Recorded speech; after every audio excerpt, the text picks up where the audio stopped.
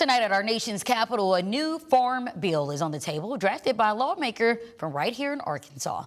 Hello and thanks for joining us tonight at 6. I'm Jurnee Taylor. And I am Hoyt. That's Senator Boozman unveiling the latest effort to finally update the legislation that outlines much of the agriculture industry here in this country. The more than 900-page proposal would reauthorize farm programs through 2031 and includes changes to crop insurance, disaster assistance, conservation programs, and rural development funding. Boozman says the measure comes as farmers continue facing high costs to produce their crops and low prices when they go to sell them.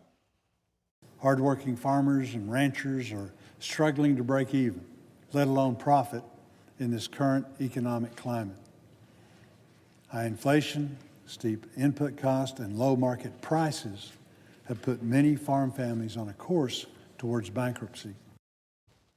Boozman's proposal is part of the broader farm bill debate in Washington. The House and Senate must still agree on a final version of the legislation before it can be sent to the president's desk. But an angry and abrupt reversal from President Trump this morning put the brakes on another bill, also co-written by an Arkansas lawmaker. The president put off signing a housing bill until a voting security proposal is passed in the Senate. Yeah, well, the Save America Act would require proof of citizenship for all voters and is something he calls a national emergency. A Little Rock man who's lived here for more than 25 years is now fighting to clear his name. This comes after immigration agents locked him up. THV 11's Tanya Motorzitsky hears from the man's attorney, who calls it all a case of mistaken identity that he says is happening all too often.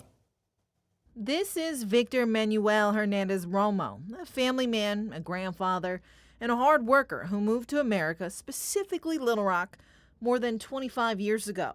While members of his family are now citizens, he's one meeting away from receiving his green card. His attorney, Brandon Veely, says he watched Victor get detained during his adjustment meeting earlier this month. It wasn't until we completed that interview where we notified that ICE had been contacted. Veely says ICE held him in the West Memphis facility for 3 weeks. He was released this week on a $1,500 bond.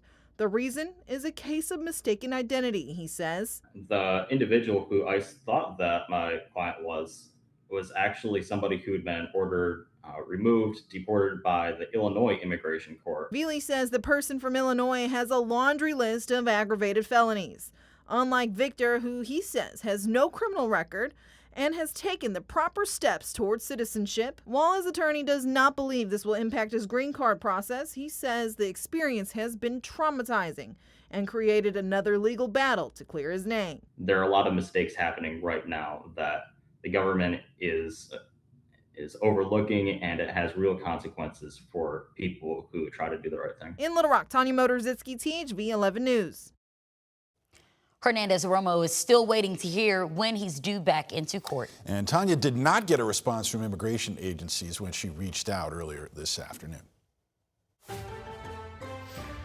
We've seen a lot of clouds out there today. Not much in the form of rainfall here in central Arkansas. Entirely different story just down to our southwest, though. Here's a 24-hour radar estimates of rainfall, and look what's been happening in Hempstead County. You see that bullseye of the blues and the yellows. When I query this data, it is just off the charts. Over a foot of rain has fallen, according to radar, right along the border of Hempstead County and also Lafayette County. They've been dealing with significant flash flooding around Hope, but also Nashville into parts of Howard County and even into Pike County. Out there right now, we have pretty much light rain happening across parts of the region, extending through north central Arkansas, into parts of White County, also a little more activity, Johnson County, drifting towards Russellville, and a few showers were here into South Arkansas, but looks like that has since fizzled out. More showers and thunderstorms are anticipated through the overnight, but we'll have to watch out what happens into southwest Arkansas for Montgomery County, Clark County, Hot Spring County, extending into south central Arkansas, because that could be a corridor of some heavy rainfall that may lead to some flash flooding concerns as we go into late tonight and also into tomorrow morning. For that reason, flash flood watch has been posted for those counties in the green, including Garland County and also Hot Spring County. Here in central Arkansas, our chance of rain is pretty pretty low. We'll see temperatures warm up into the upper 80s, low 90s on your Thursday. We continue to heat things up going into the weekend. The hottest temperatures that we have seen so far this season are in my 7-day forecast coming up. All right, Nathan, thank you. Well, Old Maine is getting a new look in North Little Rock. The iconic school building is set to see some renovations that was approved by voters last fall. THV 11's Carter Thweet shows us what's next and how you can take a piece of history home with you. Well, if you're one of the thousands of students who has memories in this building over the years, Saturday offers you one more chance to reminisce and maybe take a piece of that history home with you. Historic Old Maine, grounded in the civil rights movement, North Little Rock 6.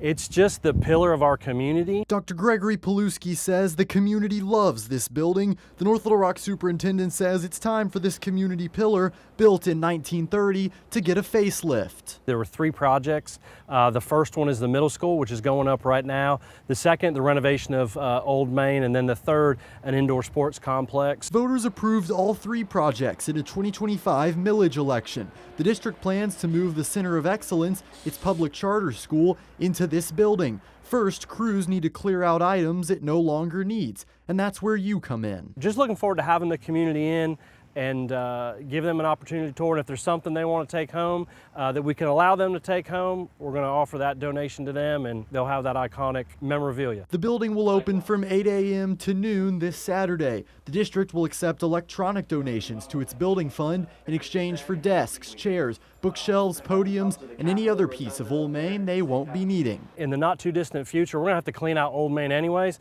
and it's going to go to the dump. It's going to go into the trash. So we want to be able to offer that to our community. See you on Saturday. In North Little Rock, Carter Thweet, THV 11 News.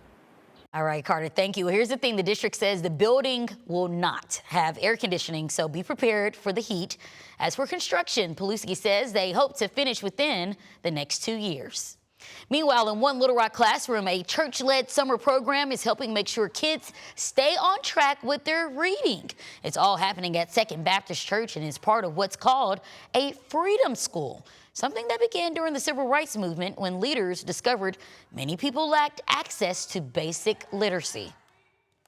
It's about their livelihood, that if they can read, they can be successful.